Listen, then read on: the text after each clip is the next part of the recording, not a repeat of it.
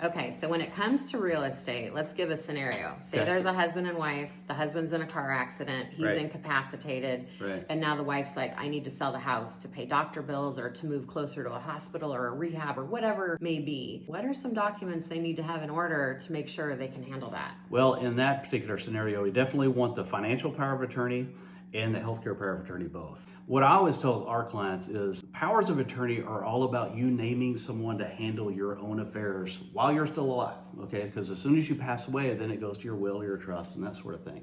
But I also tell clients that doing the powers of attorney is just as important as doing a trust, because the trust is all about avoiding probates, whereas the powers of attorney are all about avoiding guardianships and conservatorships, which can actually be far more expensive than a probate, because basically what has to happen, let's give your scenario. Let's say the husband's in a bad car accident, he's not in a position to sign a document or a deed. Right. Then the title company is going to require one of two things. They're going to say, okay, is there a power of attorney that allows someone to sign for him to sell the house? And if so, easy peasy, present the power of attorney and you're done. If not, then you'll have the title company will require that the spouse become the guardian and conservator of their own spouse to allow that spouse to sign for the other spouse.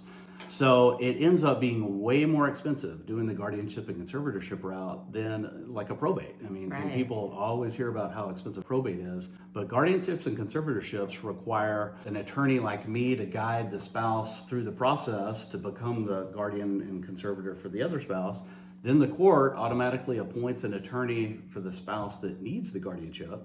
So you're paying for both attorneys. And then you also need an accountant because you have to do annual accountings to account for every nickel, which, that makes sense.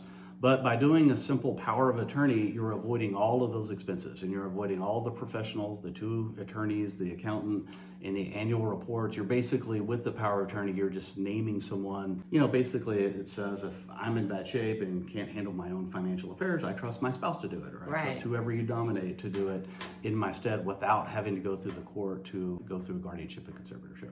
If you're not scared yet about wanting to make sure that your affairs are in order, I think this one would do the trick. Yeah. So the bottom line is you need to consult with your attorney and make sure that you have all your documents in order before something, you just said it so well, like we all think about when we pass away having everything in order, but what if you're incapacitated That's right. and you're still alive and your affairs need to be handled? So you need to call Kyle.